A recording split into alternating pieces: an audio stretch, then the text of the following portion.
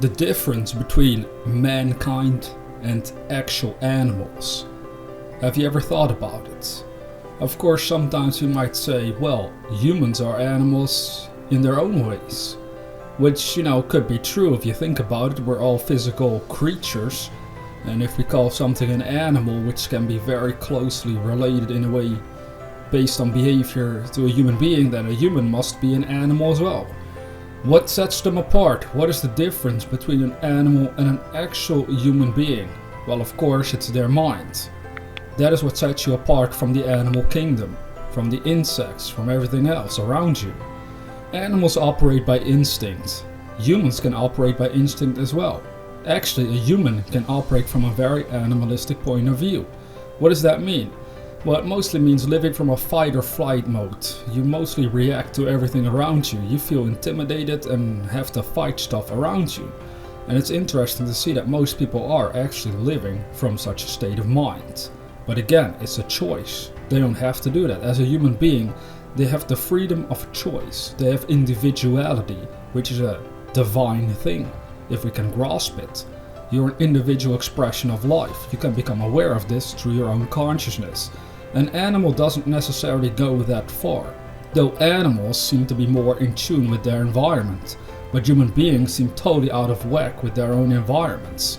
Of course, a great man once said, this is because humans have the ability to create their own environments.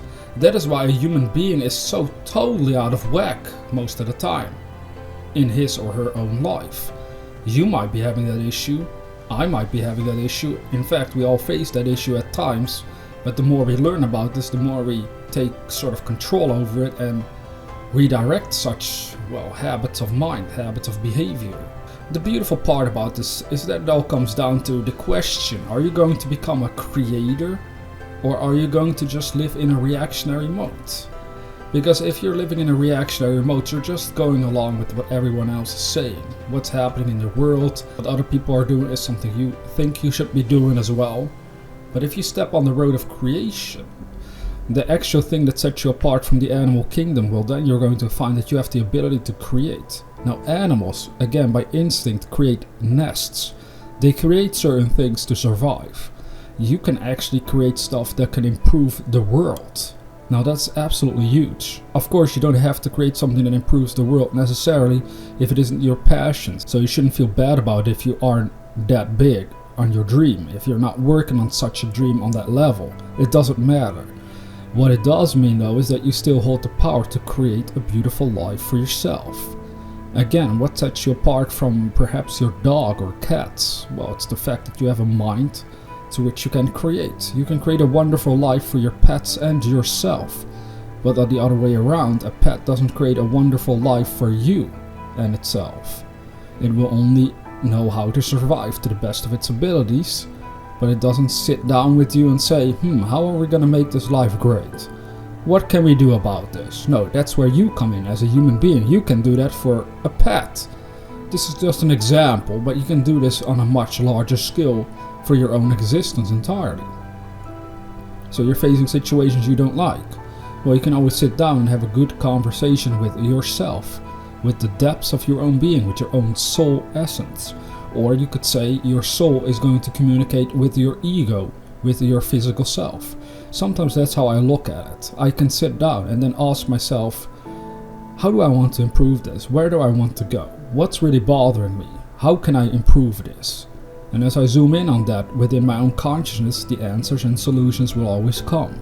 And they come from within. They come from the soul. The soul is part of the universe, one with God. And that is exactly what you don't see animals do. Now, of course, they are still connected with the same spirit of life as we are, just like anything else, insects as well. It's just a difference in consciousness. A degree of conscious awareness is different between animals and human beings. Therefore, it's important to understand what you are and what you're capable of doing as an actual human being while you're here. Because you can do so much more than you probably were taught when growing up. And that's sad if you believe that you are a limited being. And most of us do. We have to get away from it. We have to understand the power that we hold. One of those powers is imagination, the other one is the ability to think, and another one is the ability to feel. Of course, we also have the ability to concentrate, to use our willpower. This is absolutely beautiful. Do you understand what that means? Any dream you have, whatever it is, because of the fact that you can concentrate on that dream, even though it's not physically manifested yet, you can still, by that concentration, keep yourself on the road towards its realization. This is absolutely huge, and that's what you want to understand as well. What side of the equation are you focusing upon? Are you focusing upon creating bigger and better things for yourself? Or are you focusing on staying stuck, on seeing limitations? Again, as a human, you have that choice, because the only difference between you and the rest of the creatures is your own mind. The mind is actually one with God. Your consciousness has evolved to such a degree, physically speaking, as a creature, we would say, that you are able to comprehend your oneness with the Creator, with the Spirit of life. Are you aware of this? Are you working on this oneness? Are you trying to grasp this truth of your existence? Because it's going to be so worthwhile in the end. Another interesting fact is that we have to understand, here we are, totally out of whack with our environments, totally frustrated at times, that we never ever have to let it control our minds. But yet, that's what we're allowing to happen. We have to stop it. We have to change it around. We have to find a better point of view to operate from. Videos like these and books that I share and that you might have read already in your own time can really help you do that. What kind of books are we talking about? Books that talk about the power of the mind, that talk about what it means to think, what it means to use your imagination, about willpower, about success. Books that talk about creating a progressively more optimistic life. Because an optimistic life means building in a bigger, better direction. And when I use those terms, bigger and better direction, you shouldn't feel intimidated by it or worried that you should suddenly become someone that creates such a big life for themselves, and if they don't, they must be a failure, or there must be something horribly wrong with them. Never ever look at it from that angle. What does it mean to you to live a bigger, better life? Well, you can come up with something. Maybe it's a minor improvements here and there. That is what we mean. That's already creating your life in a bigger, better way in your own unique ways. Some people have huge dreams, others have perhaps dreams that are on a global scale a little smaller, we would say, but they're still just as important to the quality of their own lives. This is what we're getting at. Your dreams, no matter how big they are in the eyes of the world, maybe they aren't big at all, doesn't matter, they are still important to you and to the quality of your life. So you should never downplay those dreams. You should never give up on them, as we would say. You stay concentrated on that. You have the ability to see beyond the physical realms of life.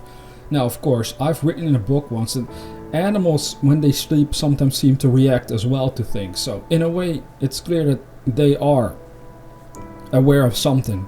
They have an imagination of some kind, of some degree.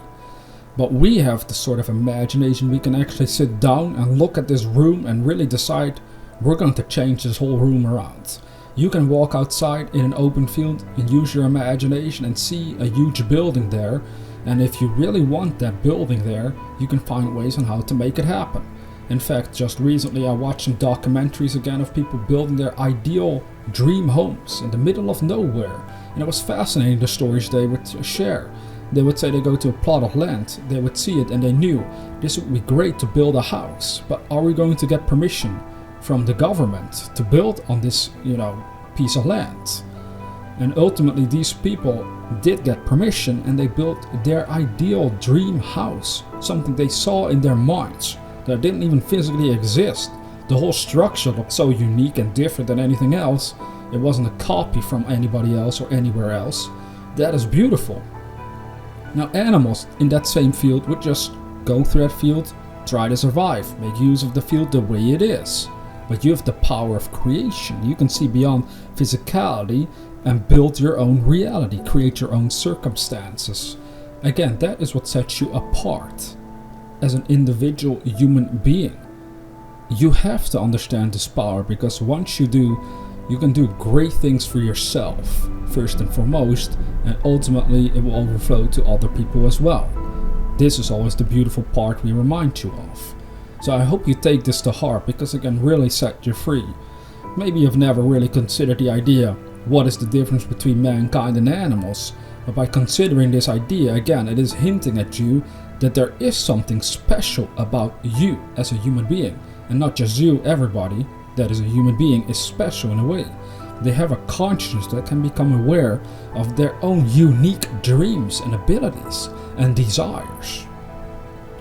The beautiful thing is, if you really zoom in, if you're really living from a place of unity and oneness in your heart, your dreams will never be negative or destructive either. So don't be afraid of it. Don't be afraid of other people's dreams. Of course, we see people do destructive things. You see what happens there? People with destructive dreams are actually living from an animalistic state. They're using their imagination for a fight or flight reaction. Really think about it. But again, they had the choice, they just didn't make it. You still have the choice, you can still make it. To use your powers of mind for good or evil, that's your choice. But you're going to find that the evil is always from a reactionary mode, trying to fight something physically speaking, just like an animal would. But if we're going to embrace the godlike nature of ourselves, we're going to create. So we're not going to fight the way things are, we're going to look at it and we're going to rebuild the way things are by creating a bigger, better vision inside our minds on which we can all act and manifest better and bigger things for ourselves and everyone around us. Meditate on this deeply, contemplate what this means for you, and then make use of it. If you can see the benefit, if it dawns upon you, be sure to hold on to it and make use of it in any way you can. If you have to start little, start building little. One day you'll be able to do bigger and bigger things. I can promise you that much. Let's go.